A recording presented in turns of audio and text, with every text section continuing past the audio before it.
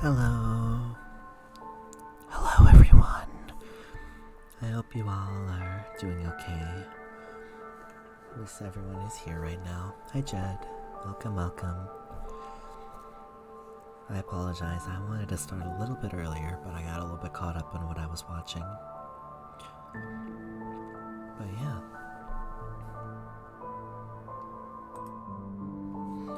By the way, I turned ads to the lowest amount as I possibly could for this stream. So hopefully you won't really be interrupted. I think it's like a 30-second ad every 60 minutes or something like that. So I hope that it will be a little bit less interrupted this time. I'll probably turn it back to normal after stream, but especially with right now, I'm so worried about a lot of people right now. So many people are going through a really rough time, and I doubt they're probably going to even be here or see this, but in case they do stop by, I hope that maybe this can help them relax a little bit, and I hope that it can make you relax as well. But yeah, we have 3 more character stories for Strinova. I actually found out that a new one dropped between when I last did one of these and just now. Madalena's character story just released, so we'll be reading through that after we go through the other 2. But we only had 2 left from last time, being Chio and Galatea, and y'all know Galatea is my girl. Well, technically Loeen is more my girl, but Galatea is my defender main, and she's my secondary overall. So I'm looking forward to reading her story. And then we'll go into Madalena next. But okay, first things first, we're going to be starting off with Chio's character story. So I hope you're comfortable. If you plan on staying up, I hope you get a snack or something. Maybe grab some water. Actually, everyone should just grab water in general. I'm also going to turn down Nightfall just a little bit, just to make sure that my voice is primarily the thing that you're hearing today. I have that at negative 17 decibels, so if that's okay, audio-wise, please let me know if you need me to be a little bit louder, or if you need the music to be a little quieter, or you need the music to be a little bit louder and me to be quieter. By all means, just let me know, and I will happily adjust that for you. But if everything is okay, then without further ado, let us get started. Chio character story, Archery Day. Hey, how come you're here? You happy? Surprised? Chapter 1. Subject Chio. In previous experiences, have you ever broken the rules to do what you thought was the right choice? Unlike her previous calm and quick answer, Chio fell into a brief silence. The interview room was used for psychological assessment by investigators. It was nowhere near as comfortable as Astral Sanctuary. I'll move my mic a little bit. I have it right in front of my computer. That should be a little bit better.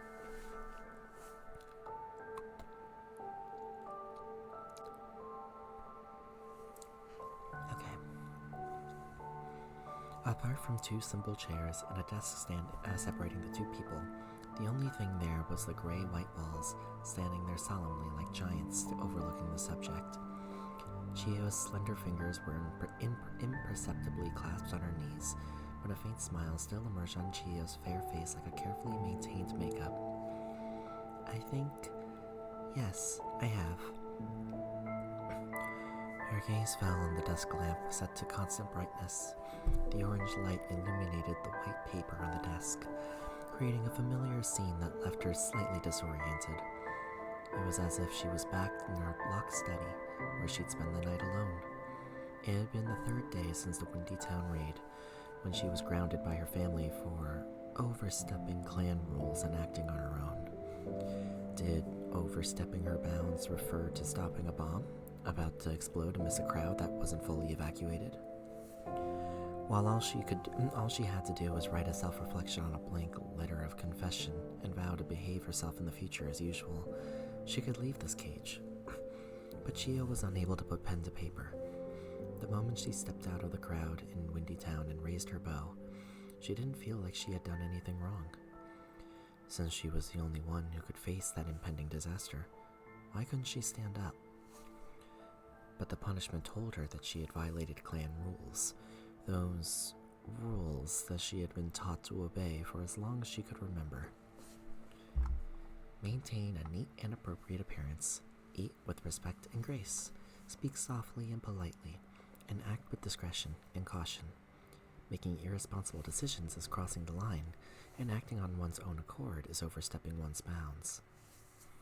She must be, and can only be, a refined woman nurtured in this magnificent courtyard, like an exquisitely showcased ceremonial vessel that exudes its prestige. But on the occasions when she needed to maintain her elegance the most, she instead became an uncontrollable and sharp weapon. As such, before she could become certified as a qualified product, she must eliminate all possibilities of injuring the wielder. For the first time, Chio felt like something was burning within her, so even after being confined for 3 days, she still couldn't put pen to paper to write her confession. She thought of escape, something she had thought about more than once. But where to escape to? When she came to her senses again, she found herself in the deserted archery hall late at night with 7 empty quivers in her hand. A cloth banner with the words, "No thought," fluttered in the wind, as if it was mocking the messy arrows on the ground. Are you able to remain optimistic and make sound decisions in times of crisis? This new question pulled Chio out of her whirlpool of memories. Chio's smile gradually disappeared, and she looked straight into the pair of quiet, deep eyes that sat opposite to her. Just like the secret meeting that night at the Blossom Dojo, Flavia was guided to a place where she could get rid of that burning. I think I can. Chio lowered her eyes, thinking back to the challenges she had experienced over the past few days in the Public Security Bureau, her tone more determined. Flavia's eyes flashed with joy, and she asked the last question in a softer manner. Do you feel regret, confusion, or any other shaky emotions as a result of unexpected consequences for making the right decision? Chio reorganized her somewhat dazed thoughts. Not anymore, she softly replied, slightly raising her lowered head and looking directly at Flavia. The psychological review interview has finished. Official results will be added to your files shortly, Flavia replied, smiling slightly and pushing a document in front of Chio. Signing your name here means you are choosing to give up your current life to face unimaginable dangers. Even so, are you willing to stick with your decision? Chio signed without hesitation, replying, As you said, now that I have the longbow in my hand, I should use my arrows to pierce destiny. She handed the signed document back with both hands. Flavia only took a quick glance at the document and stowed it away. Then she stood up and shook hands with Chio, asking, Do you need my help with any upcoming problems? Chio shook her head in response, smiling bitterly. Are you referring to my clan? Please rest assured that I will properly handle my personal affairs. Chio briefly paused and closed her eyes, as if she simultaneously didn't want to think, but also remembered, then added, In a way they understand. Then I wish you the best.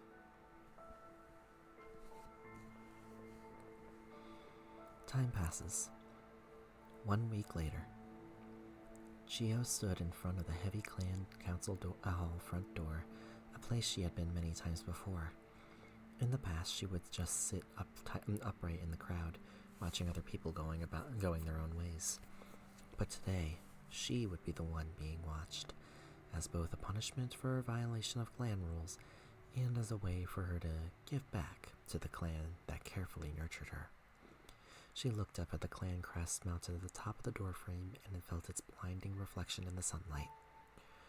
Her father, who was walking in front, noticed that she had stopped following and urged in response. "Don't delay any further. It is time." Chio lowered her head and bowed in response, replying, "Yes, father."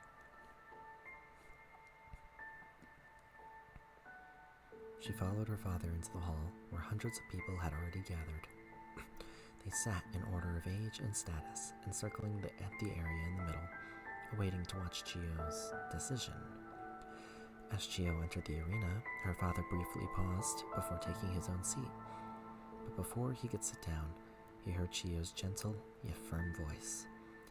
"I, Chio, had decided to enlist in the PUS Armed Forces. As I can no longer uphold the clan responsibilities, I am requesting to leave the clan." The ensuing noise was like a thunderclap as whispering rippled throughout the crowd, only to be swallowed up again almost immediately. An uncomfortable silence fell upon the hall. Amidst the dead silence, Chio's father slowly rose from his seat, but before he could reply, he heard the clan leader, seated in the main seat, answer calmly, "No. "I have signed the contract." Without my permission, the contract is worthless. Chio, I have forgiven you for taking the initiative. Please do not overstep your boundaries." Faced with the patriarch's solemn admonition, Chio bowed and apologized for the offense, only to straighten up again soon after and add, I am willing to undergo the ritual of expulsion to demonstrate my resolve." The shocking statement broke the silence in the hall.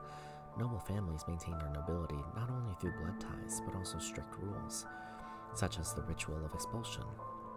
Leaving the clan without permission is considered betrayal, and one must undergo a trial of atonement. Those who complete it will be expelled from the clan and lose their family name, but those who fail will reincarnate. When was the last time the ritual of expulsion was held? Was it a few years ago? The traitor who secretly fled to Urbino to work as a painter eventually lost the family name, and whose current whereabouts remain unknown. For an individual underappreciated and overlooked by the clan, leaving behind familial ties to forge their own path is an understandable choice. But Chio was the most outstanding child of her generation, and her family appointment would only make her shine even more. So why would she choose to leave the clan? Conforming to the rules ensures a fulfilling life, so why wouldn't you want that? This wasn't just recklessness, it was pure absurdity. Some people lowered their heads and sneered, others stood up and cursed audibly. But Chio seemed deaf to their criticisms and simply looked up. The lights in the hall flickered slightly, casting light and shadow over her face. Suddenly, Chio felt a large hand grabbing and pressing on her left shoulder, its firm grip inducing a dull pain. It was her father that had come up behind her with no regard for the rules, wanting her to bow down to him. But Chio instead straightened her posture like a sword inserted into the silent land. Her father could only bow his head and say, "Master, I have failed to educate Chio Pro. Please do not approve her rude request." The surrounding noises gradually died down, and people craned their necks to look at the head of the clan. "Father." Chio's voice trembled as she looked at her father, who had his forehead resting on the floor beside her in a bowing posture. "Shut up," he replied, briefly stopping her from speaking. The head of the clan remained silent, but his eyes grew even colder. The crowd was silent until a sudden noise outside the hall broke the silence. The door to the hall slowly opened, and Chio's father frowned slightly, looking towards the entrance. A girl with a pair of cat ears stealthily peeked inside, twin golden ponytails swaying from side to side. She wore a naive smile wholly out of place for this ancient building, similar to that of a guilty thief. Upon the silent gazes of everyone in the room, the girl's cat ears trembled in fear as she cautiously spoke. Hey, is Miss Chio here?" Michelle? The familiar voice made Chio suddenly turn around. She never thought she'd meet Michelle at this time and place. So heavy. Before she could figure out what was happening, another door was pushed open. Investigator Kokona, wearing her typical sniper uniform, took a deep breath and then greeted Chio, who had stood up in response. Hey, Chio. Your house is really big. Then Kokona saw the crowd of people in the room. Surprised, Kokona took an awkward step back, then waved in greeting, trying to break the awkward situation. Hello, everyone. Where's food? No one answered. Kokona chuckled twice, and on seeing that no one answered still, straightened her combat uniform and pulled her colleague, still standing there grinning foolishly. Greetings, everyone. We are investigators from the 1st Investigation Division of the PUS Public Security Bureau. My name is Kokona, and this is my partner, Michelle. The purpose of our visit is... Kokona pointed at Chio, who had stood up, wearing a warm smile. It's time for our partner, Miss Chio, to report back to the team.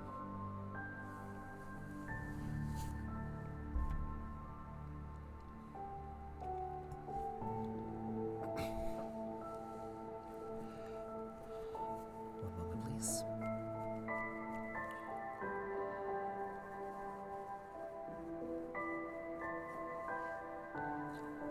Just wanted to clean my glasses. Okay. Y'all ready?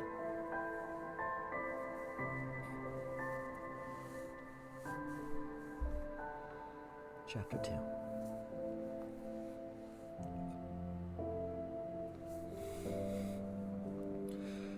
A few young officers from the Public Security Bureau actually dared to come here and cause trouble. The head of the clan gently put down the brush in his hand and stood up slowly from the main seat. The two servants behind him knelt forward and smoothed out the wrinkles on his wide, complicated sleeves, revealed when he finally stood up. The Public Security Bureau intends to challenge our clan? He raised his finger slightly. A rhythm of tense and orderly footsteps soon rang out of the inside and outside of the Parliament Hall, were instantly filled with armed guards surrounding the two uninvited guests. Kokona hastily waved her hands, explaining, No, Sir Grandpa, you misunderstand. We're acting in accordance with a special transfer order. She raised her hand to apologize and quickly took out the communicator from her combat uniform. I'm not here to cause trouble. This is my first visit and I don't know the etiquette. Please forgive me. As soon as the call was connected, Kokona respectfully raised her hands and handed the communicator to the head of the clan, explaining, When we came here, our leader asked me to bring you a message. Could you take it? The patriarch nodded, and the servant stepped forward from behind him. He took the phone from Kokona and put it to his ear. A voice that the clan leader was familiar with but did not like came from the communicator. I was so busy that I couldn't visit you in person. Please forgive me, Mr. Clan Leader. Flavia. The clan leader looked towards the white tower way off in the distance, and his voice was cold. I know that your time is precious, so I'll get to the point. I want Chio. Explain. Her string adaptability tests were out at the highest level, and... Flavia paused, then continued with her tone softened a bit. She told me it was her decision. The clan leader looked at the two investigators. They were about the same age as Chio, and while their manners were immature, they were full of enthusiasm, and stood like a line of defense separating Chio from the rest of the hall. You haven't come to negotiate with me. You've come directly to my house to snatch my people. You've become more bold after taking control of the compound eye. The clan leader slowly spoke. Oh, am I that rude? Well, I sincerely apologize. But Chio is a newcomer that my department is paying special attention to, and I must ensure that she joins the team. While there was a lot of lightheartedness in her words, on the other end of the phone, Flavia's eyes were calm as she looked through the files. She stared at the maple-shaped badge and encryption mark on the cover of the file and gently rubbed her eyes in thinking. How about this? You release her, and we can negotiate terms later. The clan leader hung up the phone. He waved his hand to dismiss the guard standing in front of him and walked towards the two investigators by Chio's side. While he was sitting far away, Michelle and Coconut got the impression that this clan leader was some hunchback old man. But when they really confronted him, they were shocked to realize what kind of person this clan leader really was. His steps, while slow, were as heavy as mountains. His eyes, while indifferent, were as deep as the ocean. He wasn't a representative of the clan. He was the clan itself. Coconut struggled to maintain her smile, and she swallowed, unconsciously fumbling. Well, we really don't mean to cause trouble. Take them to the banquet hall, the patriarch instructed, first looking at Coconut, then turning his head to instruct the waiter behind him. Eh? Since you are guests, naturally, I will try not to be rude. The clan leader seemed to want to make his words gentler, but in the end he still couldn't bring himself to do so. However, if Chio wants to leave, she must pass the ritual of expulsion. This cannot be changed. The clan leader's decisive words quickly turned the room's atmosphere solemn. Michelle and Coconut seemed to shrink under the gazes of everyone around them, and when the waiter came their way to lead them and invite them, they hesitated and ultimately did not move. I understand that clan rituals cannot be abolished. Master, I am willing to prove my determination through the ritual of expulsion. Chio walked past Coconut and Michelle, smiled gratefully at them, then bowed to the clan leader, resolving the brief confrontation. The clan leader nodded slightly and ignored the two young investigators. He took a dagger, offered by the waiter, stared at it, and pondered.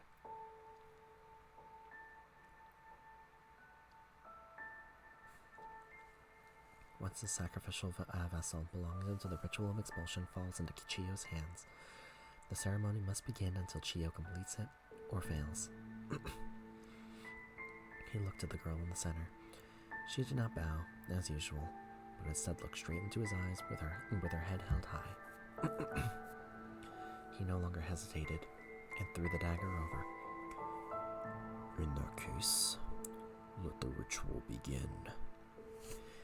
The dagger flew through the air, only to be snatched away by the hand that suddenly shot out. Father! Ignoring Chio's exclamation, the burly man grasped the short knife in his hand and looked up at the clan leader, to whom he deferred to all his life. I know Chio has overstepped her boundaries, but she's not only a member of the clan, she's also my daughter. The man then fell to his knees and continued. I beg you, with my unfailing loyalty, please do not agree to Chio's expulsion. He bowed deeply, his head making contact with the wooden floor. Chio's eyes teared up, and she reached out to help her father up, but he lay there firmly, unmoving like a curved bridge. Your word is my command. Tell me, how can I uphold the clan rules? The clan leader did not respond, but instead glanced at the rest of the silent clan members. Then he responded.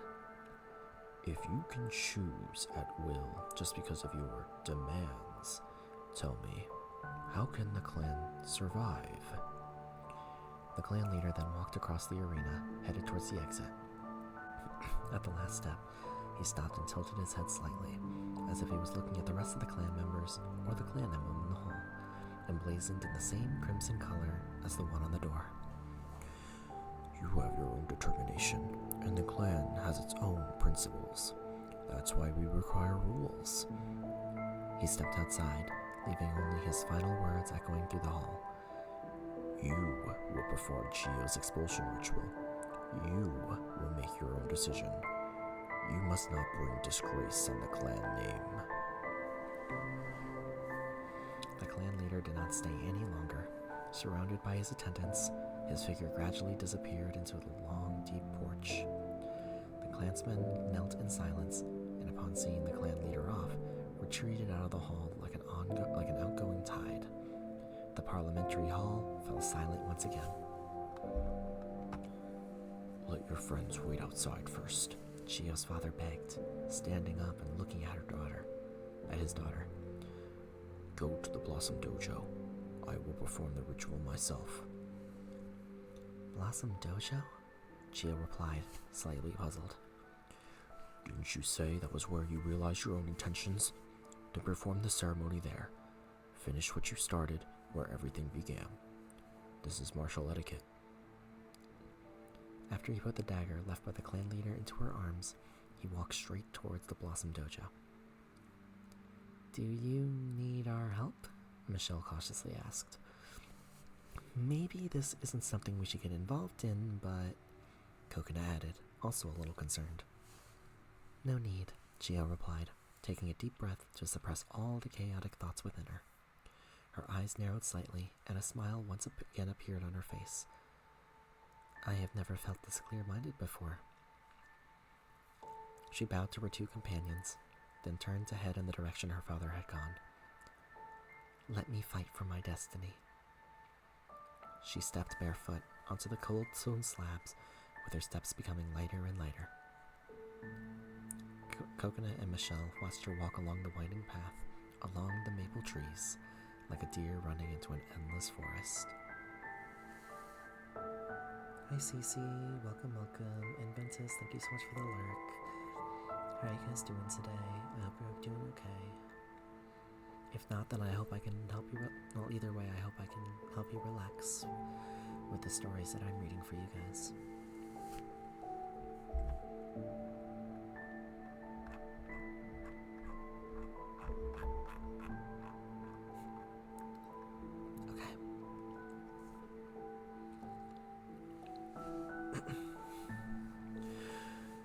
Chapter 3. The archery hall was closed on the clan meeting day, so no one would come over to practice, making it a perfect venue for a ceremonial ritual. In the dressing room, Chio slowly took off the gorgeous dress that she'd worn countless times, yet could never get quite used to. Despite how thin, soft, and made of the finest silk, the fact it was woven layer by layer made every inch of her skin feel constricted, no matter how light or soft the silk may be. But the combat uniform made for her by the Public Security Bureau was different. While the cold protective gear bit into her slender limbs, and the thick handguards rubbed against her delicate fingers, it still made her feel comfortable, though, allowing for freedom of movement. After getting ready in front of the mirror, Chio quickly walked through the unlit corridor with zero hesitation. She took a deep breath and pushed open the door to the dojo. Her father was already seated in the center of the dojo, his eyes slightly closed and breathing even. Behind him, the curtain leading to the archery area fluttered gently in the moonlight, with the words, "No thought," standing out, especially in the dark night. Chio slowly walked to the spot opposite to her father and sat down. I've imagined our parting many times, he spoke slowly. because I knew one day you would leave me and go to where you belong. But I didn't expect that this day would be a ritual of expulsion. He looked into Chio's eyes, which were gradually growing distant, and recalled the past. After all, the ritual of expulsion gave you nightmares for a long time. I would accompany you outside the house every time, until you calmed your breathing. His gaze grew softer and softer, breaking tears to Chio's eyes. Chio, I've always known. The first time you drew a bow, I could see that you have a talent that no one else could match, but I can't allow you to use it. Chio's father raised his hand slightly, as if he wanted to touch his daughter's head, but it remained suspended in midair.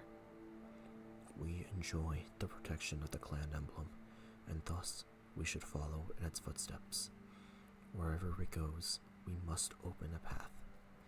It's not me who determines your path, but the clan name and the obligations of being a clan member, her father continued, producing a box from behind him and staring at it. Because I'm a subject of the clan, and because you're my daughter, I have never considered any other option. I thought I had no choice, but now I want to give it a try. Father, since I have a talent that others can't match, let me give it a try. Chio interrupted, her eyes still sparkling. Her father gently stroked the lines of the box in his hand and smiled with relief after looking into Chio's serious eyes. He pushed the box into in his hands towards Chio, replying, Okay, let's give it a try. Raise the bow of the Wanderers. Chio solemnly opened the box. Inside the sandalwood box, inlaid with a gilded maki, lay a long bow placed on a deer wool mat, glowing faintly with string energy. It didn't adopt the ancient style passed down through the clan generation by generation, but instead used a completely new design using modern technology. The bow's frame was made of special alloys, its sharp lines following an exquisite structure, exuding a breathtaking aura amidst this classical ancient Taoist temple. I originally wanted to give you it as a gift, but now perhaps it appeared because of your unwavering determination. Let the trial begin. Her father commanded, standing up. Since you want to forge your own path, let us demonstrate our ambition through martial arts. Chio's father, dressed in a white martial arts uniform, stretched his limbs. The humble, low-key figure of her father nearly made Chio forget the story that was written in painstaking detail in the clan's history. He was the clan's first military servant and the foundation for his family's continued nobility. To ensure his family's survival and Chio's growth, he adhered to the rules as a clan member, proverbially sheathing his ambitions and becoming a qualified ritual vessel. Excuse me. The sound of compressed air came from his clenched fist, a simple but flawless opening that made Chio's eyes flash with a faint maple light. In response, she slowly stood up, holding the bow in her hands, her neck tense, and cautiously faced her father. This was the ritual of exorcism. Facing her was an ancient warrior who had honed his body into peak physique, with skills rivaling those of a superstring, a weapon forged in ages past. Defeat me, and open the door to the rest of the world, her father challenged, slowly extending an open palm in Chio's direction. His eyes were no longer kind, and he invited the young warrior to duel, with a simple, sharp attitude. My dear daughter. Chio's fingers trembled slightly as she held the bowstring taut. The bowstring hummed, and the hem of her combat uniform fluttered in the wind. The standoff didn't last long, as her father kicked off the fight with a special skill, the sun and moon kick. No hesitation. Chio's father stepped up, his foot slashing down from an upwards position in a crescent-shaped trajectory, blasting the still hesitant Chio straight out of the dojo and sliding into the stone garden. With just one strike, Chio already felt her hands on the verge of losing strength, making her almost unable to feel the bow in her hands. No negligence. The air thrashed as a fierce and mighty fist swept up the surrounding wooden swords, assaulting Chio like javelins. Chio dodged and retreated, firing her bow, arrows colliding with the wooden swords and exploding in a hail of splinters, leaving deep scratches in the courtyard's stone slabs. No impatience. Chio attempted to lock onto her father's position, but was shocked by a loud roar. It seemed as if her father had crossed the entire courtyard in just one step and teleported in front of her. The next moment, a heavy fist collided with the bow arm she had raised to parry it, causing her whole body, bow included, to tremble and scream at the same time. With her body out of control and dazed, Chio instinctively and barely avoided the follow-up kick by instinct, but still slammed into the wall behind her under her father's continued flurry of blows. No fear. Chio's father tilted his head slightly, ignoring the arrow that grazed his cheek. He merely walked forward, slowly, like a tiger poised to strike. He twisted his fist and brought it to his waist, gathering his strength. He lunged forward without hesitation and delivered his strongest blow, powerful enough to shatter the entire wall. His movements were revealed by the cracked wall, leaving Chio no option but to escape.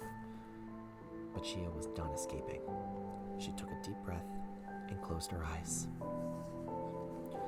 Mind and body find peace in chaos. She whispered to herself, just as she had done countless times, using her bow as a guide to invite heaven and earth to join her. Like every night, when she practiced alone, the world responded to her call. The wind flowed. The girl turned sideways slightly. The tip of her fist brushed against her cheek, a burning breath emanating from her flying fair. The dew melted. Her slender palm gently deflected the oncoming iron fist, redirecting all of its force. The leaves swayed. She took a step forward, using her bow to pin her father's unbalanced body, and then using the bow arm as leverage to throw him into the air. The water fell. Chia's eyes opened once again, and the world was reflected in her bright pupils. She stood at attention, knocked and drew the last arrow on the string with absolutely perfect posture. Heart in tune with nature. The bowstring emitted a powerful sound as the arrowhead condensed into a maple-colored string of light, as if it were going to ignite the moon. One shot, one kill. An explosion of string energy erupted in the sky, the sudden flash of light like a firework blooming above the ancient building. Maple leaves were shaken off the trees in the stone garden, a rainstorm that dyed the earth red against the fireworks and the moonlight. It was a 1-in-a-million shot victory. It was a magnificent victory.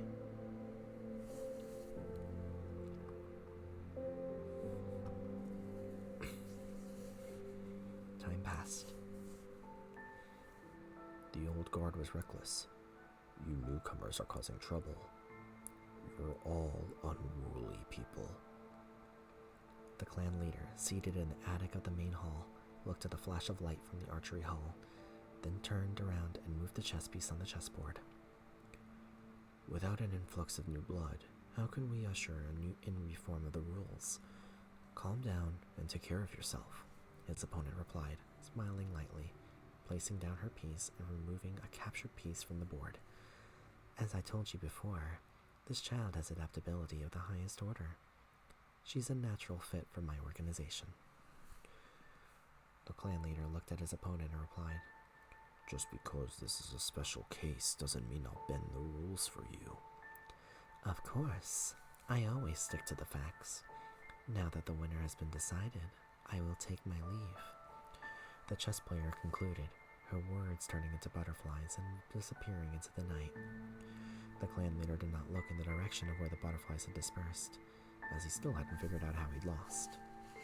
Perhaps he was just old. In the previous game, he couldn't figure out his opponent's strategy. However, the new generation had already taken the position of chess players, and he may not need to participate in this chess game from now on. Calculating chess moves is just a pastime.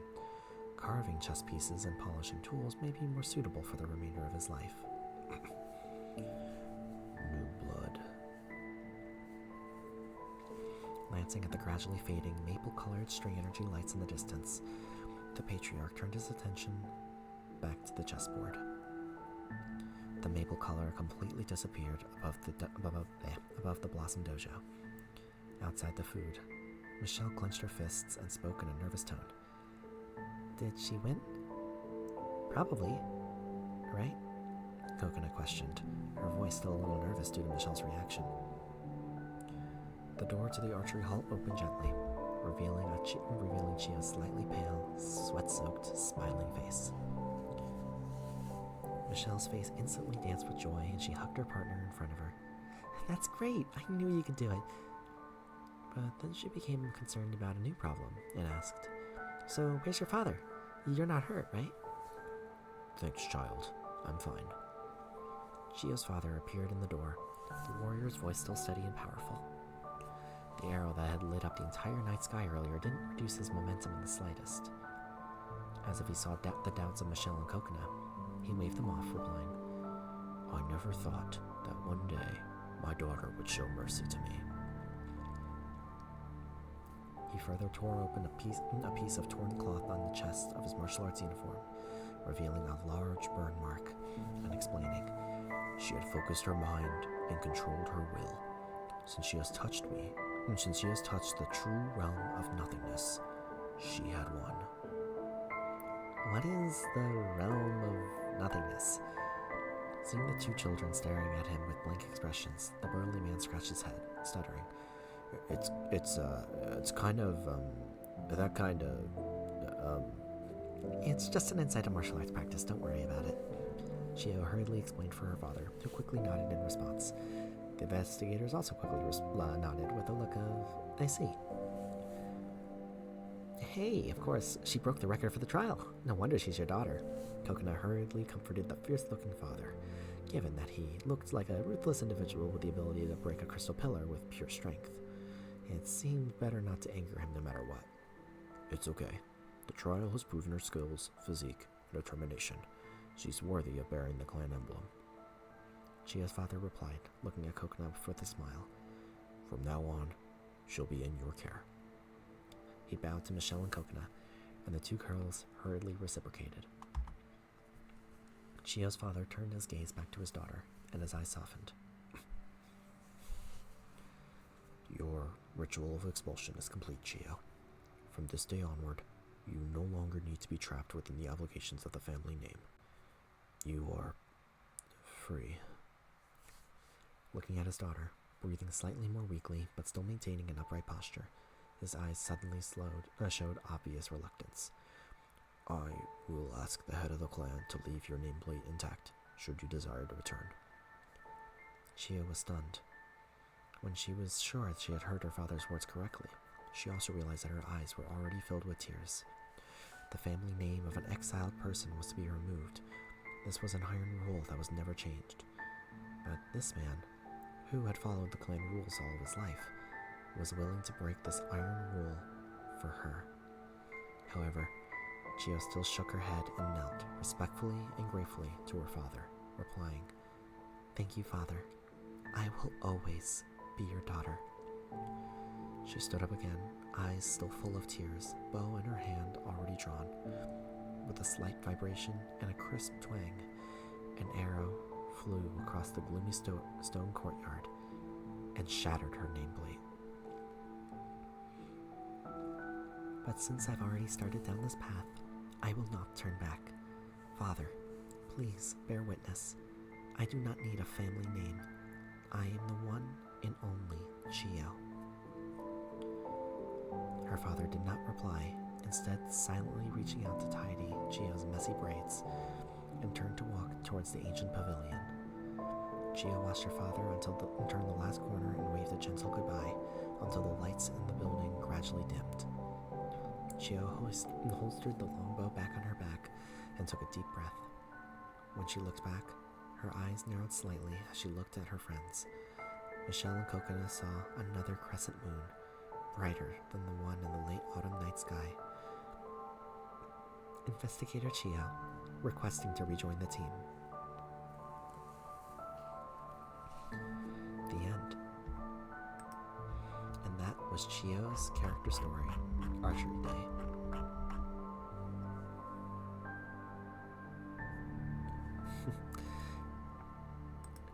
Oh wait, that was unhearable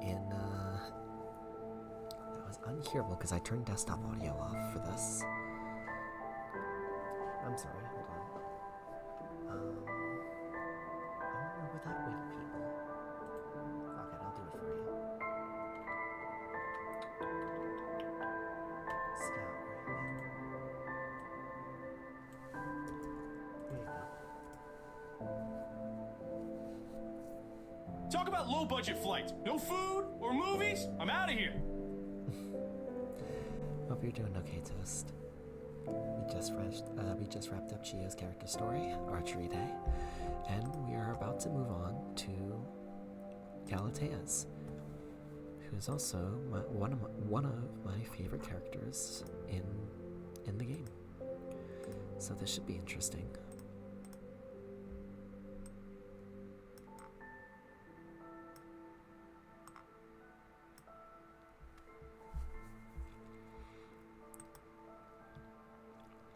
Okay.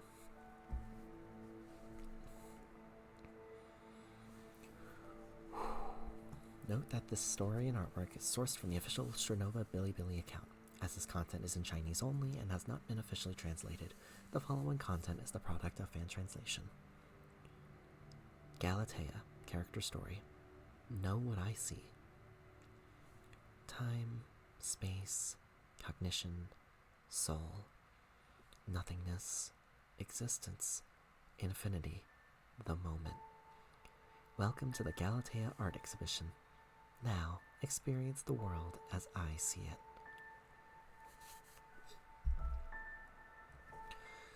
Chapter 1. Bzzzt. And a series of flashing screens, all the large screen advertisements in Arton City, switched to a new image. A jewel-encrusted flamingo flexed its neck, transforming into a magnificent top hat. The top hat then spun and dispersed, the shimmering particles artistically forming a line of text. Galatea, Know What I See, Art Exhibition. The simultaneously extravagant and impactful visuals instantly captured the attention of everyone on the street. At the same time, various reports flooded in from various media outlets. Whether one was interested in technology, political science, celebrities, or even anime, everyone had heard about the art exhibition to some degree. Like some sort of magic trick, it appeared and disappeared mysteriously, completely bustling through all information cocoons. Official news coverage was occupied for a whole 3 minutes talking about it, surpassing even the news about a certain laboratory investigation, certain laboratory's latest achievements in deep space exploration.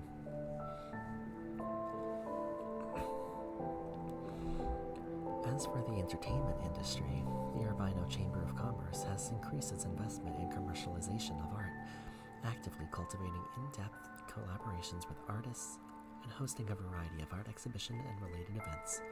Please see the details below. The Urbino Chamber of Commerce continues to expand into the art and collectibles market, creating a new wave of demand and ushering in a new revenue growth. The head of Urbino's art and marketing director stated that they will collaborate with more emerging artists to expand into the field of high-end art. Independent media outlets were even more responsive, actively or passively joining in on the traffic carnival.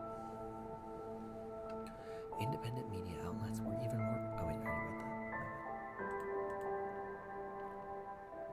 Excuse me. Today's breaking news. Urbino Science mysterious emerging artist Galatea art exhibition, Know What I See, about to open in grand style. I am actor. Who is this high-profile artist you've undoubtedly heard about recently? Hello, everyone. I am your fashion zone master, and today we'll be taking a look at the recent and hot topic art exhibition, Know What I See. Who is this mysterious artist known as Galatea? Still, more discussions sprang up across the various social media platforms. Can someone explain who this highly marketed up-and-coming artist is? Galatea isn't new. Everyone involved in art knows her. She's a legendary talent from the Aichon Academy of Art. Didn't she have a famous motto back then? Art never bows to mediocrity. Ugh, damn Urbino is ruining another artist with her money grubbing. Previously reply, do you think an artist has to starve to death to be considered a failure? What third-rate artist? I've never heard of her. None of her works are my collection, which is worth hundreds of millions. Her hype only fools ordinary people. Abstract artist. A collection worth hundreds of millions doesn't even reach the threshold of collector status. If you can't get a piece by Galatea, it means you haven't entered the art world yet. Am I the only one that thinks she's a marketing freak, acting mysterious and all that? Is it just to inflate the price of her work? As Galatea's underclassman, let me share a little bit about her talented upperclassman. She has captivated the entire school with a miniature art installation. During her time there, she was rarely seen, barely attending classes, and her classmates barely recognized her.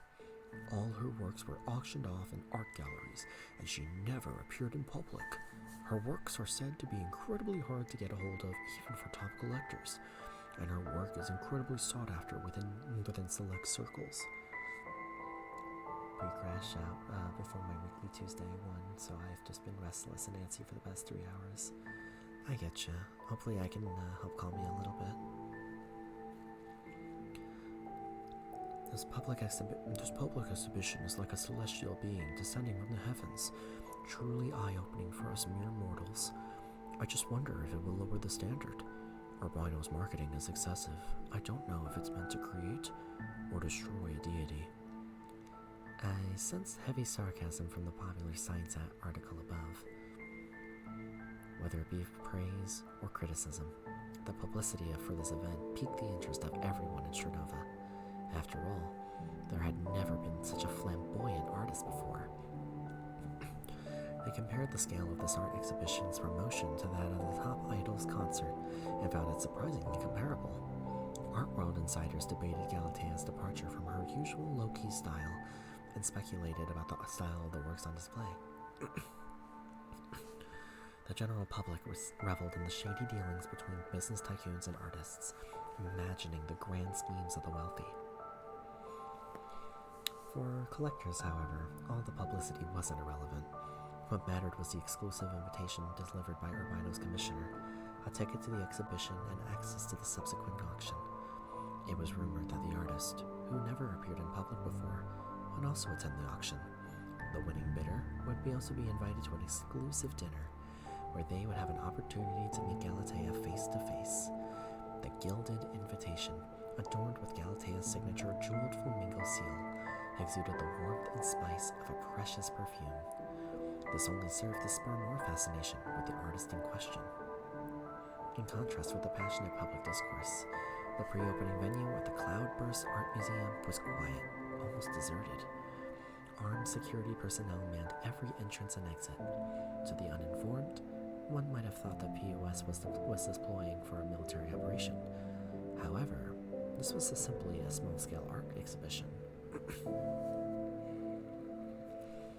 Despite the star-studded artist's publicity spree, the exhibition itself was a small-scale event featuring fewer than 10 works by a single artist. To the on-site organizers of the exhibition, it was a surefire win. Admittedly, while the artist in question was renowned among top collectors, the limited number of works on display, the limited clientele, and the enormous marketing costs were a burden. The organizer sighed. All publicity for the exhibition was personally handled by Mr. Bai, the current head of the Urbino Chamber of Commerce. Perhaps he deeply admired the artist's work, and the extravagant display was simply a willful act of admiration from this unpredictable individual. As for the incredibly tight security measures that bordered on paranoia, the person in charge mentally threw up his hands. Celebrity chasing always led to obsession, and some paranoia in the perfectionism wasn't surprising. It opens tomorrow. All I have to do is stick to my post and make sure this exhibition goes smoothly.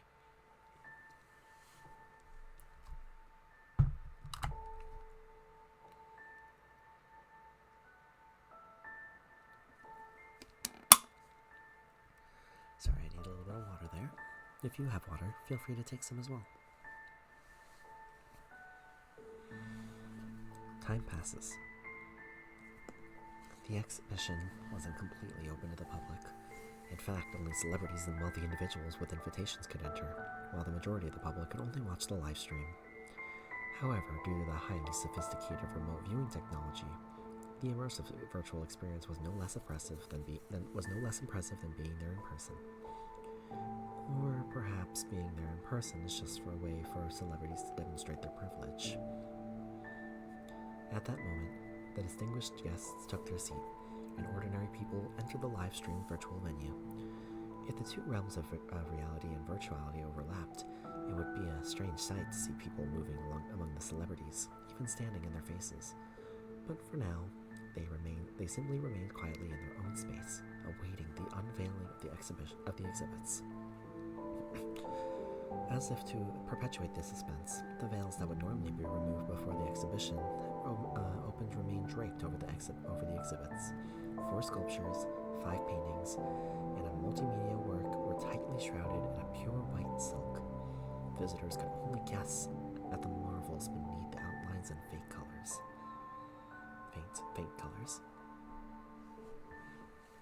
Ding, ding, ding. The antique clock within Cloudburst Art Museum chimed 3 times, and the hostess gently removed the veil. What's this? What's going on? The sculptures, some twisted and some graceful, the paintings were bold colors and some ambiguous meanings, were all plastered with playing cards placed at the very center of each art piece. Even the display screens displaying the multimedia works were inlaid with seemingly soft playing cards, leaving only a glitchy afterimage. It was as if the artist's artworks were being tortured with playing cards, their cruelty tinged with a touch of strangeness. The scene devolved into chaos, the virtual space seething with turmoil. An audience member familiar with the artist's mannerisms asked, "Were these exhibits always like this?" No way. He glanced at the security guards, who were also caught up in the panic. Perhaps he'd underestimated his boss. Mr. Bai had arranged such a large security presence in advance, perhaps because he anticipated something might go wrong with the exhibits. The exhibition manager's face turned pale, with cold sweat dripping from his forehead. He had just finally checked these exhibits yesterday, and these playing cards weren't even part of the exhibit. "Captain, go check the surveillance footage. Everyone else, stay put. Don't let your guard down." "What about hospitality? Hand out the souvenirs first. Have the logistics department prepare afternoon tea to keep the customers coming." Did you get through to the boss? Where's the artist?" I can't get through to anyone." The manager was terrified. An accident of this magnitude could ruin his entire career. If the artist held him accountable, he'd also be burdened with an enormous compensation. The price of the exhibits would not only fail to cover the exhibition costs, but it was also far beyond the reach of a mere employee like him. The boss's number buzzed with a flurry of busy tones, leaving him distraught. Several important clients, dissatisfied with the on-site arrangements, were planning to leave early. The stream of bad news, one after another, made even the most insignificant bit of positive news, like checking the surveillance footage, seem incredibly charming. The person in charge furiously pounded on the play button. He had done a final check before clocking off yesterday, which meant the culprit could only have committed the crime between last night and today's opening. The supervisor adjusted the time to the previous evening. On the screen, he saw himself cover the last exhibit with a sheet, walked around the museum, and then left. For the next few hours, the exhibits were still. The staff had left their shift. Security guards were stationed at the entrances and exits, and no one moved around the museum. Time, 2 a.m. A shadow suddenly flashed across the surveillance screen, so fast that it was almost invisible to the naked eye. Only after slowing down the image several times did it become clear the shadow was a woman. Without setting off any alarms, she somehow managed to enter the locked gallery, leaving no security guards aware of her presence. The woman, who was wearing a flamboyant, wide-brimmed hat, paced through the exhibits without touching a single piece. Like an ordinary visitor, uninterested in the works themselves, she simply made a circuit, then vanished as mysteriously as she arrived. After her appearance, until the exhibition opened, no other abnormalities were detected in the surveillance footage.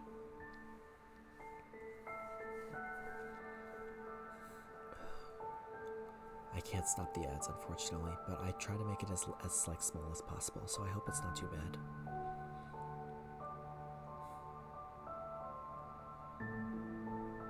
The security captain proceeded to capture several images of the person's face. "So, this is the culprit who vandalized the exhibits?" "No," the officer replied, swallowing hard. "This is the artist herself." He finally understood the security measures were designed to protect against the artist herself. Huh? Why would she do this? Performance art? The officer pondered this as well. He had never spoken with the artist Galatea. In fact, this was their first meeting through surveillance cameras. Although she didn't touch them, the cards pierced through the hard wood, plaster, and glass, shredding the exhibits. The artist, like his boss, was a superstring. Her power was likely these cards. But why cards? How should he explain this to guests?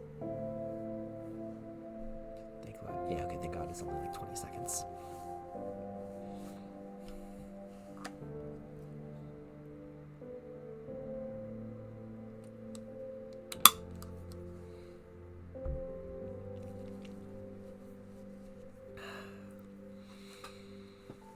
Get a water break, and it's about ending. Welcome back. My apologies for the ads. I tried turning them off completely, but I couldn't. So I just made them as least as possible. So I hope it doesn't interrupt any sort of like calming or relaxing that you've got going on.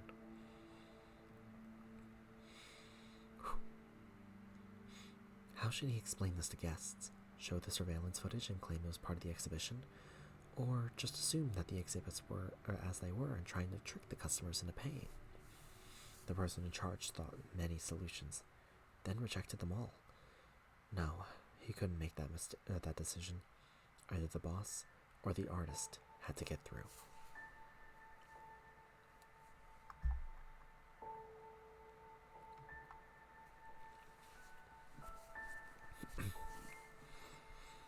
Chapter 2. While the exhibition was in chaos, the perpetrator, or rather the perpetrators, were discussing this unique social observation exhibition in an office on the second floor of the museum. What a unique, what should I call this, a performance? Bimo commented, emptying his Coke can, crumpling it in his hand and throwing it on the table. A destruction, a transformation, a rebellion. Define it however you want, Galatea replied, calmly sipping her coffee. A closer look revealed the glint of a Y-shaped crystal on the back of her neck, a testament to her continued use of her abilities. 6 months earlier, Galatea smashed the 8th sculpture in her studio, kicked off her boots, and slumped onto the soft, blanket-covered sofa. Boring art. She checked the notifications on her phone. 2 of the 3 artists she invested in became huge stars, while one became famous after an unexpected death. Her bank account was overflowing with cash, but this only proved her discerning eye for talent and the dullness of current art. Galatea stood up, finished her half-empty bottle of red wine on the coffee table, danced a waltz with a blanket in her arms, and slumped back onto the sofa, throwing the blanket over herself. Knock, knock. A visitor cautiously knocked on the studio door. Teacher Galatea, you have a visitor. The timid voice of a young assistant barely out of art school came from inside. We're closed today. Galatea Studios is closed. Hearing the drunken voices in the studio, the assistant sighed. Sorry, Mr. Bai. The teacher might not be available today. It's okay. I'll wait here. Seeing the visitor insist, the assistant led him to the visitor area, poured him a cup of coffee, then stood by, bewildered. The visitor waved him off. You go ahead and do your thing. I'll play a game for a while. He pulled out a console and quickly got into the zone. The assistant scratched his head, staring at the closed studio door, then at the self-satisfied visitor, and the urge to leave immediately returned. In the evening, when Galatea finally left the studio to get some food, she faintly heard a voice coming from the visitor area. Who's there? Galatea casually picked up the priceless vase on the table and looked toward the source of the voice. The visitor, who had been waiting all afternoon, turned off the console and straightened up in his chair. Hello, Mrs. Galatea. Sorry to bother you. I'm Bimo, leader of the Urbino Chamber of Commerce Alliance. Oh, Mr. Bai from Urbino. Hello. Galatea replied, vaguely remembered the assistant mentioning a visitor earlier. It looked like this was him. She hadn't expected to wait this long. Sorry, I'm not feeling well today. I apologize for embarrassing you. Galatea casually placed the vase on the table, as naturally as she had been planning to move it elsewhere. Mr. Bai, is there something urgent? If you're looking to buy some art, I'm afraid my work is on hold for the time being. Bimo shook his head. Are you interested in signing a contract with Urbino? Galatea was slightly surprised by the directness displayed by the current leader of the Chamber of Commerce. Are you talking about a financial contract? But I have no intention of joining any organization. Organizations are the graveyard of artists. Whether it's rules or obligations, they erase the free spirit of artists. Hey, what a coincidence. I thought so too. Bimo curled one leg in the chair and settled into a comfortable position. I'm just a humble street artist, but I used to think that the Chamber of Commerce and trade organizations were so lame. And guess what? Interesting.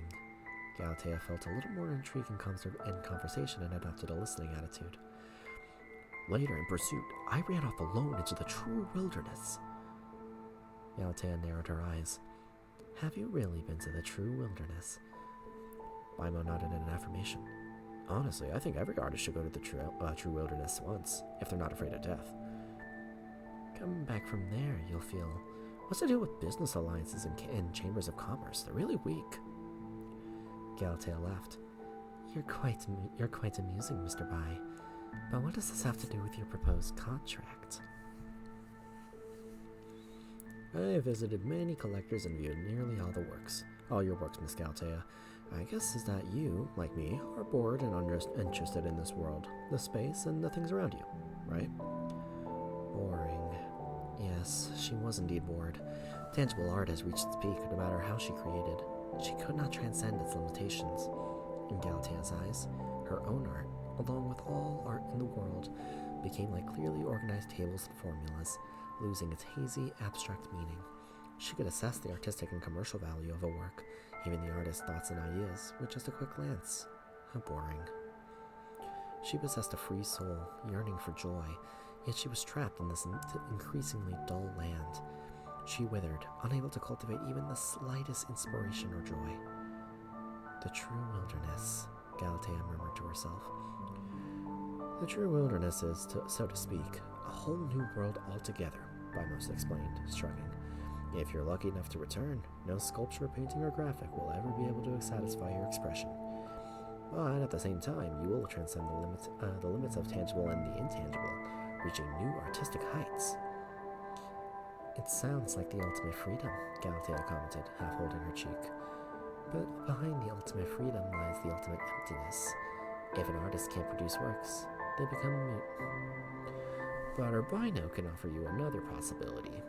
Bimo offered with a snap of his fingers. Regardless of artistic form, unconstrained by any artist's identity, our business alliance gives value to everything you do. We only extract the commercial benefits that come with your actions, and entrust the right of expression entirely to your free soul. Is this sincerity enough?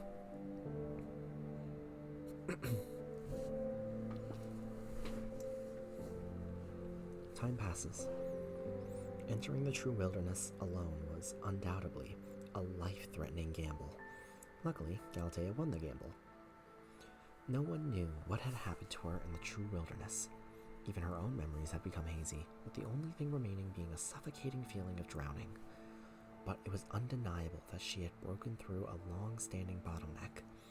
Galatea's perspective on the world had been completely transformed, making her feel that her previous work was clumsy. Coincidentally, on her first day back from the true wilderness, she happened to attend her Bino's first exhibition since signing her contract. She had no involvement in the planning and promotion of the exhibition. By then, she had already set off for the true wilderness and knew nothing about Bimo's marketing efforts. The artist who had just returned from the unknown was even a little confused. She had only one thought. All the art that she had created, all the works that she had depicted her vision of the world, were garbage. Those shoddy plasters and paints no longer represented the world she saw. In other words, no art could truly represent the world she saw. She shouldn't be confined to a studio. Space and time are the greatest art, like a magic trick whose secrets no one can uncover. A magic trick? Glittering with energy crystals emanating from the back of her neck, Galatea waved her hand, her fingertips lifting a stack of cards. Present day. Galatea put down her coffee cup, continuing. But I prefer to call it my first magic show. To be completely honest, you've become the worst case scenario in my plan.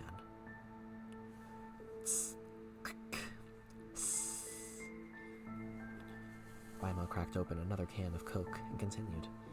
I didn't expect you to come straight here as soon as you got back.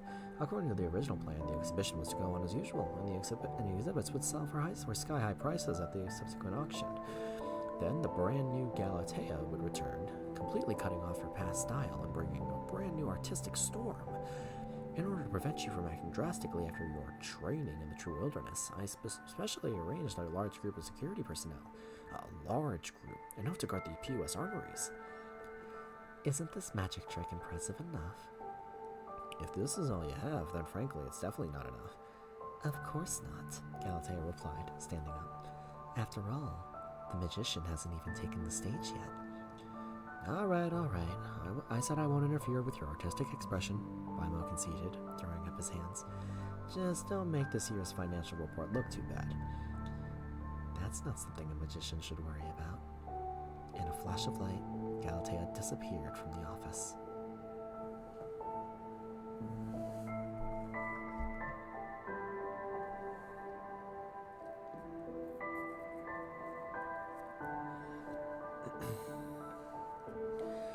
Chapter 3. At the exhibition site. Online live streaming channels were urgently shut down, and no one had time to address the online public opinion.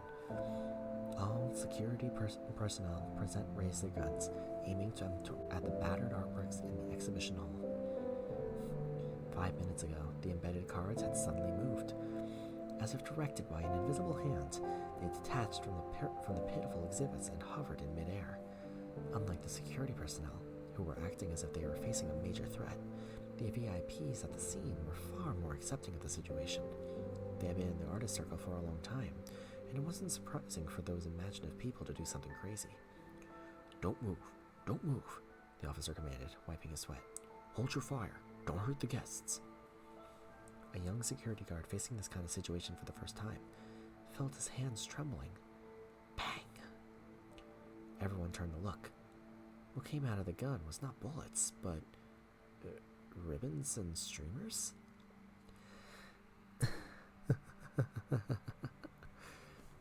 Laughter. A laughter so soft it was almost seductive. The gunshots sounded like a salute for the protagonist to take the stage. Everyone turned their heads again like meerkats, turning to see a slim woman sitting on top of the tallest sculpture. She wore a gorgeous hat and held a deck of cards between her fingers. At the same time, all the cards gathered around her, as if summoned by a god, surrounding her. Those with a keen eye noticed that she was wearing a flamingo jeweled brooch. Welcome to my first magic show, the woman introduced, kissing the cards in her hand. Let me introduce you to Galatea, the magician of a new world. The artist took the stage. The audience, assuming this was a choreographed moment, burst into applause, hoping to catch the artist's attention. Galatea raised her finger slightly, and the cards flew out, hovering in front of everyone present. Now then, I'd like to invite guests to join this magic show. The rules of the auction have changed. Ladies and gentlemen, please raise your pawns for the chance to join me on stage.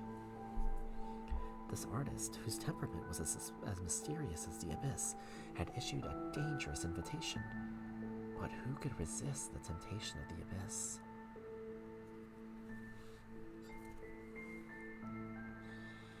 Time passes.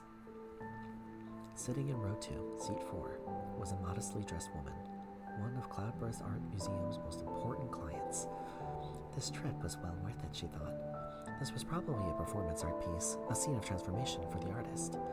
She had collected many works by Galatea. Although she didn't understand the expression of this talented artist, she understood their commercial value. And now, those works that others might consider destroyed were also considered a great treasure by her. She was a master at auctioneering. The works that command sky-high prices are always the unique ones. If they aren't, then add a story. What could be more moving than today's story? What could be more unique than the work destroyed by the artist herself?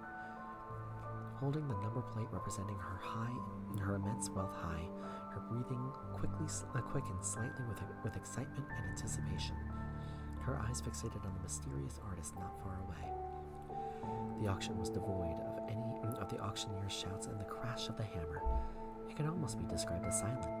After 3 rounds of bids, the cards in front of some people fell to the ground as if lifeless, then transformed into strings of light and disappeared. Only one person's card still hovered there, emitting a faint string of light. Round 2, seat 4. Congratulations, ma'am. A voice rang out. The artist previously seated atop the sculpture suddenly vanished and reappeared in front of her playing card. She extended a hand to the final winner, beckoning.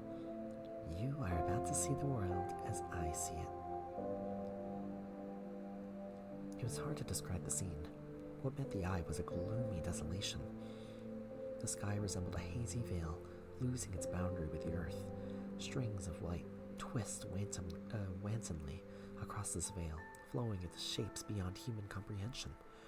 The artist's previous aesthetic experience collapsed and deconstructed under this spectacle. The fear imbued in human instinct infinitely magnified, and the soul trembling in this vast unknown. This was a scene ordinary Strinovans have never experienced, the true wilderness. But the artist didn't just stop there. She instead ventured further into it. Her consciousness gradually disintegrated, gradually losing the sense of separation between her body and the surrounding environment. It was as if she had returned to the mother's womb, like human degeneration, traveling through thousands of years, returning to a cell in the primordial soup. On the other side of the world, in the dark reaches of the soul, lay a gleam of light that could not be touched. The artist extended her senses like tentacles, trying to reach out towards the gleam of light, but instead hit an invisible barrier and was unable to touch it. Even with her dissociated consciousness, she was still trapped in the cage of real space. Excuse me. But in that brief moment, the person exploring the boundary glimpsed a brief view of what lay beyond. Time and space suddenly lost their meaning. Consciousness and physicality stretched to their limits. Past and future intertwined, dimensions and quantum physics danced together. She witnessed humans pass through the corridor and land in a brand new space. She witnessed the moon shatter, then reform. She witnessed superstrings fighting each other, being watched and manipulated by the unknown. She witnessed fate being woven, and the space they lived in as a game in another dimension. As if possessing another pair of eyes, she read the words on the small screen. Half a year ago, Galatea smashed the 8th sculpture in the studio, kicked off her boots, and leaned on a soft sofa covered with blankets. Everything retracted, and the consciousness returned to its place, once again entering its physical form. The magic trick ended. How interesting. Galatea crossed her legs and played with the cards in her nimble fingers. You see the world, I see, and I see the world, you see. The guest, having spent a fortune, was left in a daze, her brain still processing what had happened. She had a vague feeling that she had acquired something more valuable than a work of art, but couldn't describe what it was. But what was undeniable was, what a wonderful magic show! She suddenly shouted, tears streaming from her eyes. This was the best value for my money I've spent all year. The magic show was a private one, but upon leaving the room, the guests couldn't wait to announce to everyone, Galatea's magic was the greatest art of the century.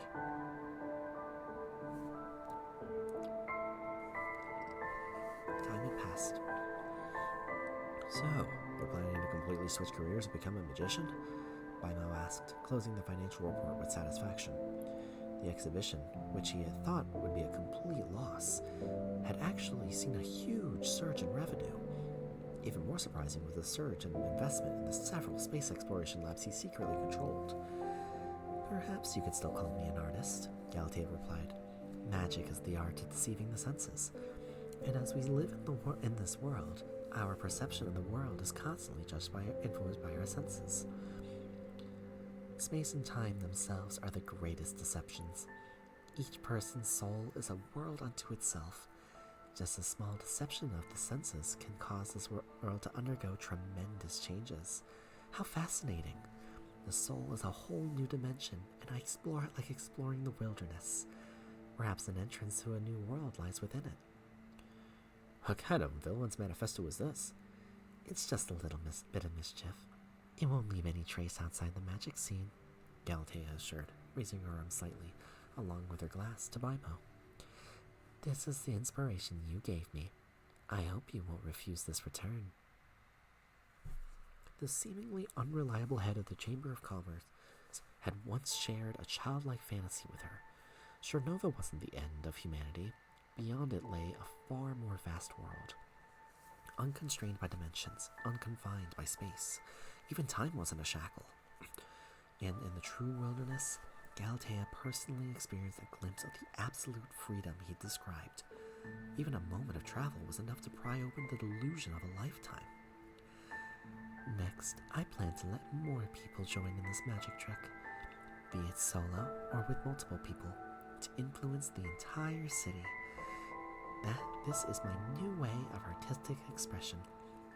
As for how much benefit you can generate from my performance, that's your job, Mr. Alliance Leader. Wait a sec. As a partner, can you reveal your magic tricks to me?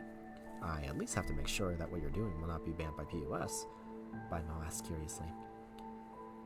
You can rest assured about its safety, but I can't tell you the secret, Galatea replied, raising an index finger to her lips. A magician's charm comes from maintaining mystery. Her gaze fell on the distant, unknowable, piercing through the infinite space, gazing at the eyes beyond the screen. Besides, perhaps in another time and space, there are also people awaiting this revelation. The end. And that was Galatea's character story, Know What I See. God, I love Galatea.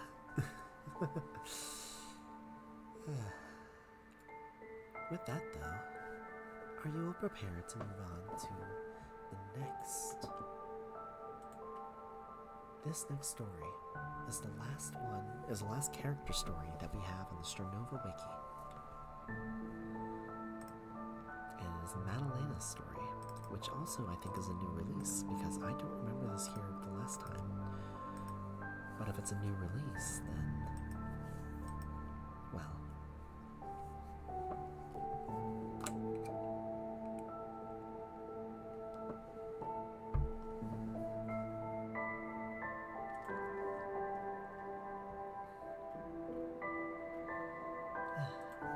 Allow me to share one more story with you all tonight. I hope you all enjoy it.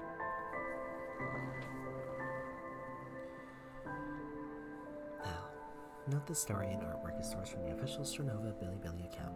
As this content is in Chinese only, it's not been officially translated. The following content is the product of fan translation. Madalena character story. Plush color palette. Have you come across any otherworldly scenery? Go see for yourself. Artists get their inspiration from traveling.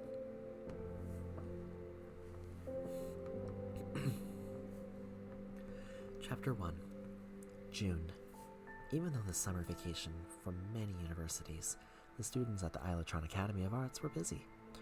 Only 1 month remained for the graduating class before their graduation art exhibition. Most students' works were either complete or in their final stage, with a few students ahead of the curve, even beginning to set their works up in the exhibition hall. On the other hand, Madalena was sitting in the oil painting classroom, wearing an apron stained with colorful paints and staring at a blank canvas. Behind her were several completed paintings of cats and dogs, all depicted in exquisite detail like cute dolls. Even individual furs were distinguishable. Madalena, could you come help me? A student from the sculpting department called out, pushing a huge device past the studio. Madalena snapped back to her senses and called back, Coming! Finally got the chance to get you out of the studio. How's work coming along? Madalena shook her head and sighed. Knowing her personality, Madalena's classmate consoled. Don't be too hard on yourself. The paintings you've already completed are excellent. You're definitely worthy of being called the department's top painter. But I still feel like something's missing. I wanted to capture the interactions between animals and nature, but no matter how hard I try, I always feel like I'm just doing a still life painting. That's true. After all, Strinova's landscape is quite different from that of Earth's. Why not use bionic animals for inspiration? The coffee shop near the school's entrance recently introduced several cat robots. I hear they're cutting edge and quite flexible, her classmates suggested. Madalena shook her head.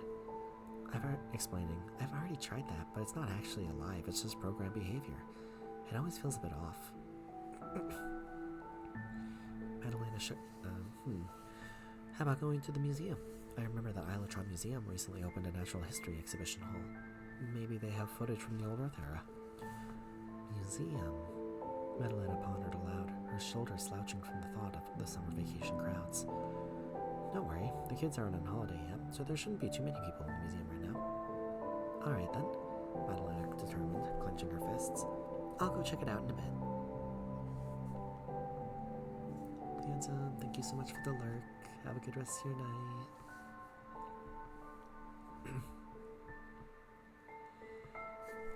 Time passes.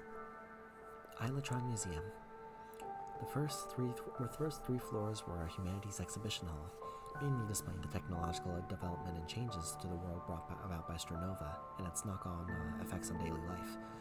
Madalena passed by the exhibits that she had already visited countless times during school-organized study tours and beelined straight for the recently opened fourth floor. The Nature Exhibition Hall had been recently completed, with a large electronic screen by the entrance displaying the exhibition's introduction and preface. Travel the remnants of the Sea of Strings and retrace the path trodden by explorers. Starting from Cosmite, explore Strinova's original natural landscape and uncover the mysterious corner of the true wilderness. So this is Nature Exhibition showcases the natural landscape of Strinova. Come to think of it, the Sea of String and the true wilderness can be considered natural, Madalena remarked, and then suddenly lowering her head in frustration on realizing she had forgotten to change out of her dirty apron. There shouldn't be any change from the older era here then. Madalena decided to return to the studio and change out of her dirty apron. Thinking about how she had walked all the way here looking like that, a wave of embarrassment welled up in her head, and she turned around with her head lowered like an ostrich. Smacked. Or smack. Ah! Madalena collided headfirst into a tall, springy, fur-covered wall, bouncing back and landing hard on the ground. Ow, ow, ow, Madalena exclaimed, recovering her glasses with one hand and rubbing her sore butt with the other. She blankly raised her head. She then was shocked by the huge creature in front of her. A brown, bipedal animal twice as tall as her looked down at the tiny human on the ground, a deep grumble welling up in its throat.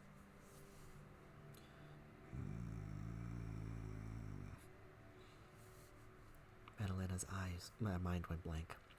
Well, not completely blank.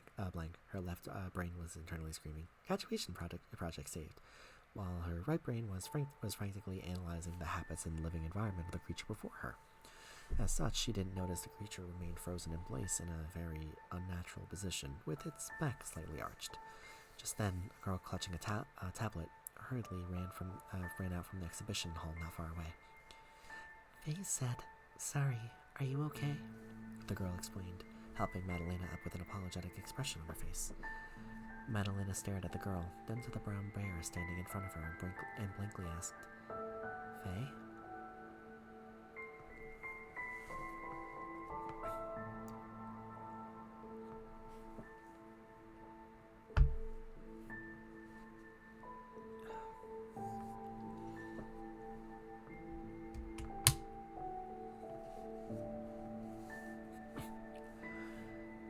As time passes.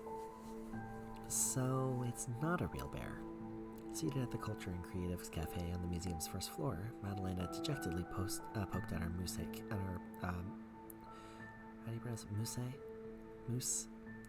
cake, constructed to look like a Bablo crystal core. Faye had lost its original form and taken on one of a stuffed bear, now cradled in the girl's arms. I had thought that the god of art heard my prayers, sent down the seeds of inspiration, and gifted me a living animal, Madalena lamented, gnawing on her fork and shedding 2 tears. Faye is a highly realistic, animal-like robot. Currently, there are no truly living animals in Strinova, the girl explained.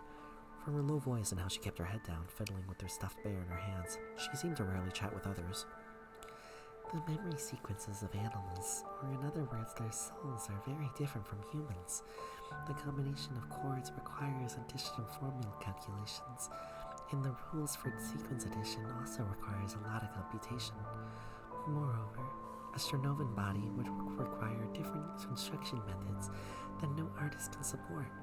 Animals cannot understand these dimensional changes and would instantly collapse. Although she didn't quite understand what she was saying, Madalena nodded approvingly. I didn't know there was such research. The girl with the stuffed bear blushed slightly from embarrassment. Sorry if I bored you. Madalena quickly dismissed her with a wave of hands and replying, Not at all. Actually, I'm a student at the Islandron Academy of Arts collecting materials for my graduation project. The theme is animals and nature, so I was looking for information about animals.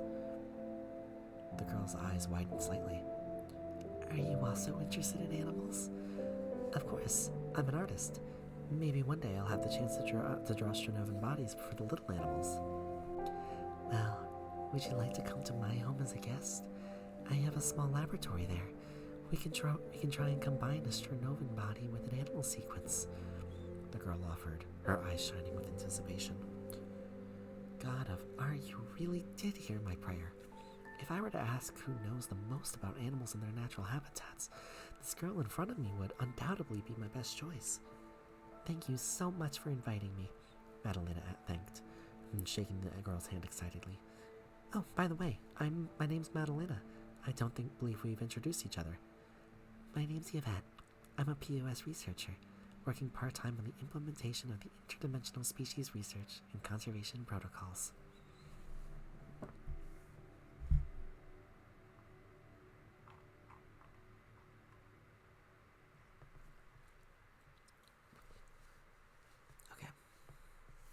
Chapter 2. Spring is here, the season where everything comes back to life. Within the small room, the two girls sat on the sofa, watching a rare documentary about the natural history of Earth. As expected of a researcher, these are definitely rare video materials that you don't see elsewhere, Madalena remarked, sinking into the sofa and sipping on a glass of warm milk brought to her by Faye. I hope this museum's natural history hall would display some of Earth's landscapes. But little did I expect meeting you made this whole entire trip worthwhile. Not everything related to old Earth can be shown to the public, Yvette whispered. Eh? How come? Madalena asked, sitting up in surprise. While the Earth is beautiful, we can't go back. We're working hard to migrate animals and plants here, but progress is very slow. I don't want to disappoint everyone. Although Yvette was vague with her words, Madalena, who usually doesn't ponder over such issues, unexpectedly understood her intended message. Speaking of which, my sister seemed to mention that within art circles, technological and installation-related art are often popular, along with traditional painting and illustrations, technological and human themes. As for works depicting natural scenery and impressions of the Earth, almost no one is interested in them, whether actively or in passing. After all, Strinova cannot restore all the environments and species on Earth. Those beautiful things are gone, along with the hometown that can never be returned to. So mentioning this lost beauty over and over would be incredibly cruel for the Strinovan people. Just like the lifelike yet still animal portraits in the studio, these paintings always lacked a bit of soul because I've never touched them with my own hands. But all of this is no longer possible. The world of Strinova is also where countless possibilities have been lost. Do people live here, or are they trapped here? Madalena shuddered for no apparent reason. She shook her head in an attempt to shake off that terrifying train of thoughts in her head and remarked, Oh, by the way, since we finished watching the documentary, let's try your hand at it. Okay, Miss Madalena, then I'll leave the drawing of a Strinovan body up to you. Madalena clenched her fists, gave a determined look, and replied, Leave it to me. Despite what it seems, I'm still the best in the oil painting department. The laboratory had been converted from an old dormitory of former colleagues Due to a combination of insufficient research funding and low risk posed by the Interdimensional Species Research and Conservation Protocol project, the relevant departments accepted the existence of this private laboratory. Despite being a private laboratory, it came fully equipped with all necessary equipment, its owner having evidently put a lot of effort into it. It even had a small printer for Strinovan bodies.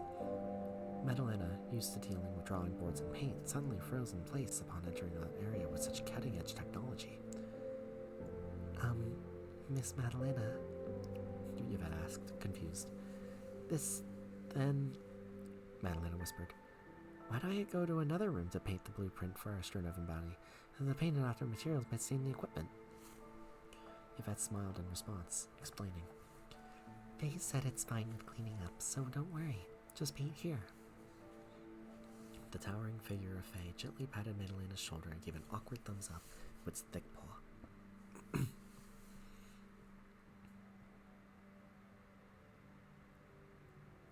Time passes. The two girls got to work. For their first attempt, they chose a pygmy rabbit as their end goal. The documentary showed a tiny velveteen rabbit hopping across the savannah and diving headfirst into its burrow.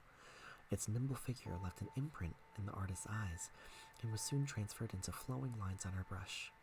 The frightened little rabbit huddled in its hole, its moist pink nose trembling slightly, its white beady eyes moving slightly.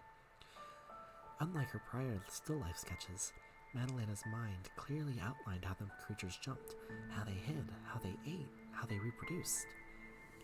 It came alive in her imagination and also came alive under her pen. The drawing process went surprisingly smoothly. Upon the completion of the three-dimensional drawings required for a Strinovan body, Madalena impulsively sketched a few dynamic sketches on the edges of her canvas. Although her techniques and details were a bit rough around the edges, the flow of her brushwork was excellent. Soon, Strinovan bodies where several dwarf pygmy rabbits were printed out, their black eyes dull, lifeless, and even more rigid than the sketches on paper. Madalena gently stroked its hard, paper-like fuzz and looked at Yvette. Yvette had, in turn, debugged a backup string sequence for a clone of a dwarf rabbit that had once lived on Earth. After exchanging glances, she nervously pressed the button. Thump, thump, thump, thump. The nervous heartbeats of the two people echoed in the small laboratory. Yvette had previously said that this had never worked before, and the string sequence always collapsed prior to entering the Strinovan body. This time,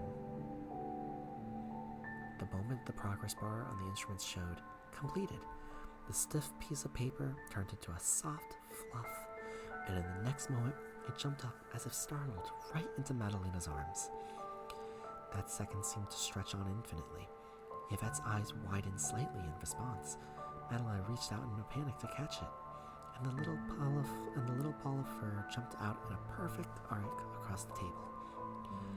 However, before the two girls could exclaim in surprise at the success of the experiment, and before the small body could generate a body temperature, the fragile soul dissipated in midair.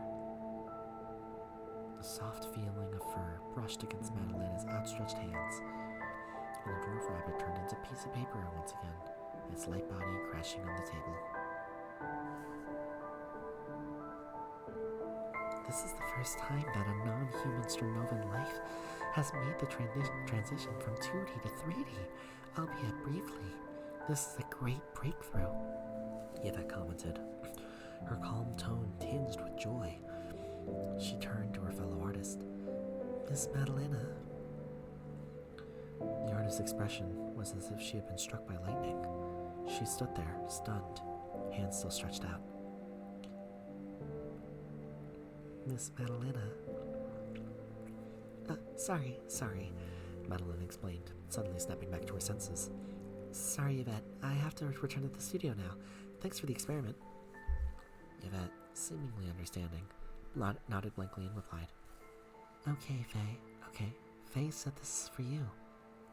But before she could finish, Madalena was already packing up her painting supplies and like the wind rushed out of Yvette's home.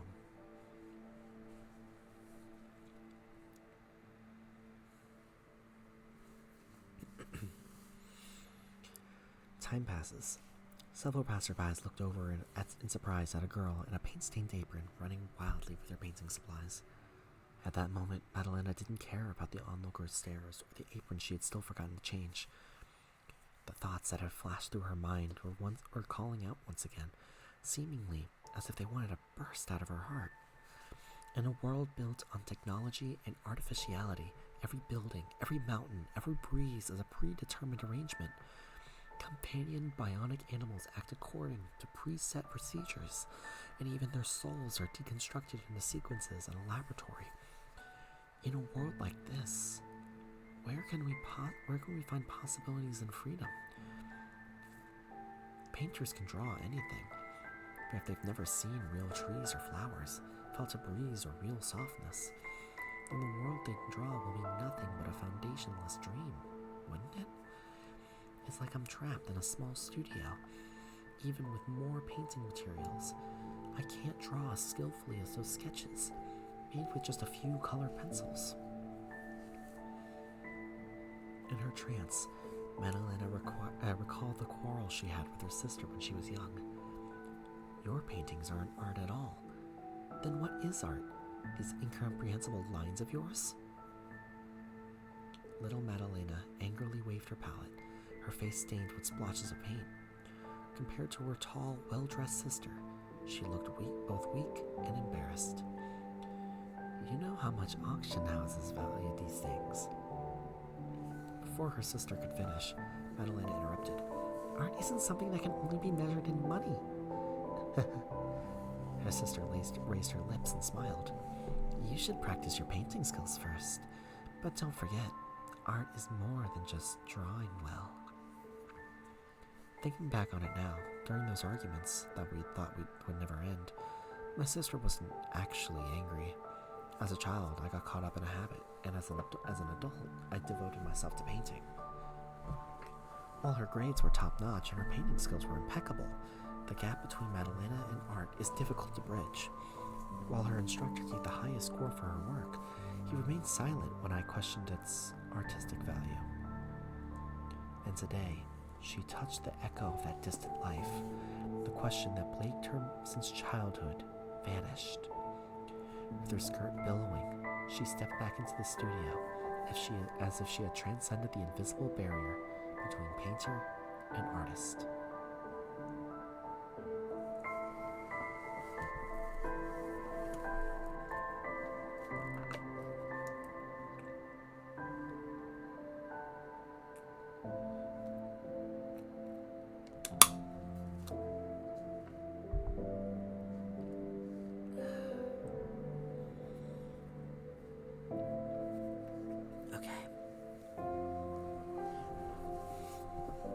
Chapter 3.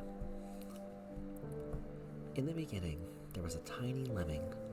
It was originally chewing the crisp, tender grass in a daze, but in the next, it jerked its head on alert and ran away. In its place, a male deer with beautiful antlers appeared. It tilted its head back, its wet eyes catching the dappled sunlight through the leaves, reflecting its warm glow. The deer strolled through the stream and bent its head down to drink, startling the small fish in the water. The fish swam into the distance as hawks circled the sky, searching for prey. In distant background, a pack of wolves chased the deer, with an off-road vehicle behind them in hot pursuit. A handheld camera from the vehicle captured it all with its small frame. This was the most. Exiting the camera frame would reveal lemmings leisurely grazing, stags chewing on leaves with its head raised, wolves sunbathing in the midday sun, eagles perched on branches, and schools of fish chasing each other around. Another possibility for this world. Excuse me. This was the most well-watched work at the Alatron Academy of Arts graduation art exhibition. Perhaps the word work alone could not be used to describe it. Madalena, its author, had given it the name Possibilities in Infinite Worlds. Excuse me. transcended the limitations of a single canvas and frame, relying on a three-dimensional installation and employing various techniques such as sculptures, interactive art, and optical imaging. The viewer's gaze is guided through a tiny lemming, creating a visually changing scene effect, showcasing the vibrant interactions between humans, animals, and nature. Following its guidance, the viewer eventually reaches the back of the massive three-dimensional exhibit and becomes a part of it. A man dressed in a suit and tie stopped in front of this work. Of course, such an important exhibition could not be possible without Urbino's participation. Auction house and art gallery managers often discover potential works and artists here, recruiting them as soon as possible. It's a very interesting work. If it wasn't for the subject matter, it would definitely be featured in the next auction, the man commented, turning to look at the artist wearing a large hat, who had appeared beside him at some point. What do you think? Superb technique, good form, a passable expression, the demanding artist commented. It could be put up for auction, but your interest in this work isn't due to its auction value, is it? The man's eyes moved towards the introduction card next to the work. Possibilities and Infinite Worlds. Author, Madalena Leary. Introduction. See, listen, and feel the other possibilities of the world that quietly exists under light and shadowed, the unframed infinity itself. You know, the buying group has been looking for like-minded artists who are dissatisfied with the cages of this world. An artist's thoughts are more valuable than the work itself. This is the consistent belief of the Cloudburst Museum. The subject matter of this work is destined to not shine in the market, but the Cloudburst Museum and the Buy Group are very interested in privately collecting it, and hope to establish a cooperative partnership with the artist.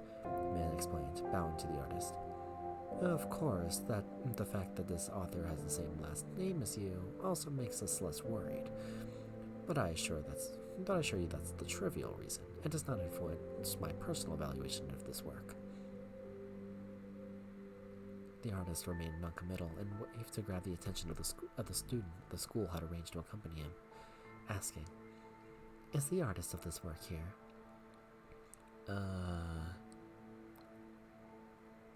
The student hesitated. She happened to know where the classmate who had missed her graduation exhibition had gone. Because of this, when faced with the question from someone who was both a famous artist and the family member of the artist in question, a drop of cold sweat ran from her forehead.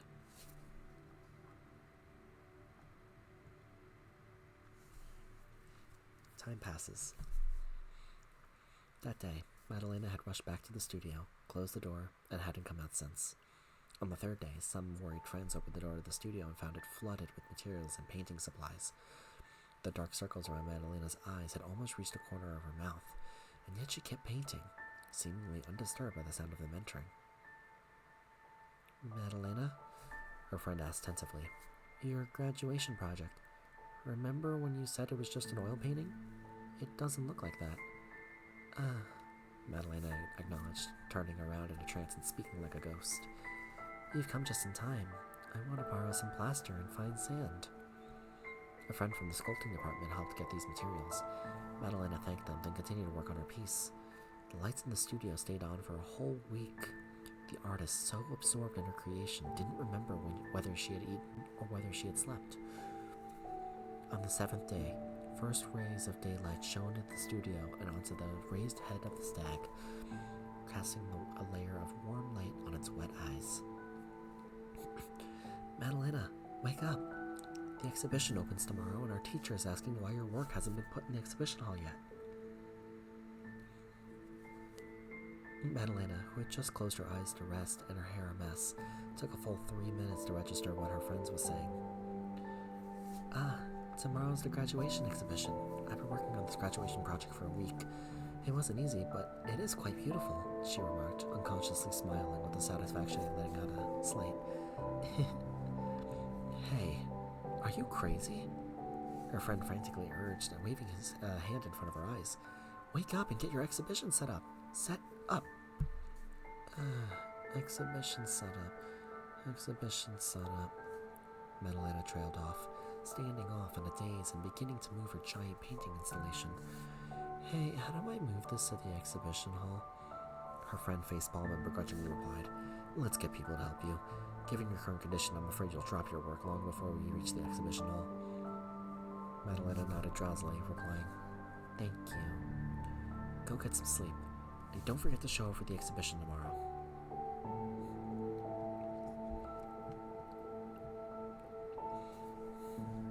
Time passes. Judging from how late she stayed up, she probably still hasn't woken up yet. I can't tell her the truth. Although Miss Galatea is Madalena's sister, the auction house manager is here after all, and he seems quite interested in these works. An artist who misses their own exhibition to catch up on sleep doesn't leave a good impression.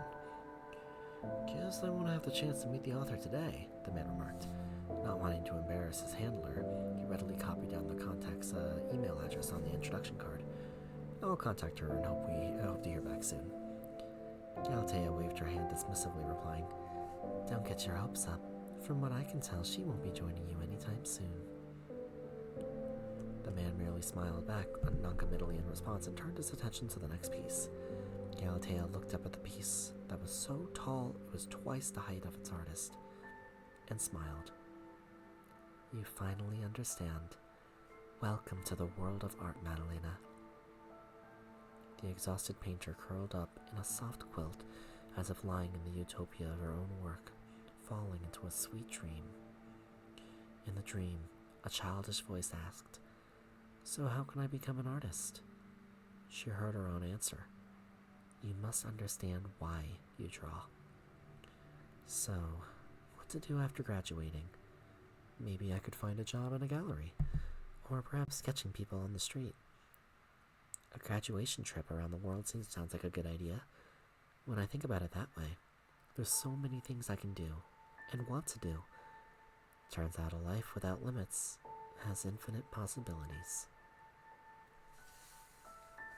The end. That was Madalena's character story, Plush Color Palette. And with that, we have finally read through all 9 stories. All 9 of the character stories that are on the Strinova wiki. I hope you enjoyed them. Honestly, getting some more lore on these characters was fun. It was fun. A lot of these two are also like very real struggles. The school one especially, with Madalena's story. And those who struggle with like traditional, like family traditions and stuff can often relate to Chio's story. Alright.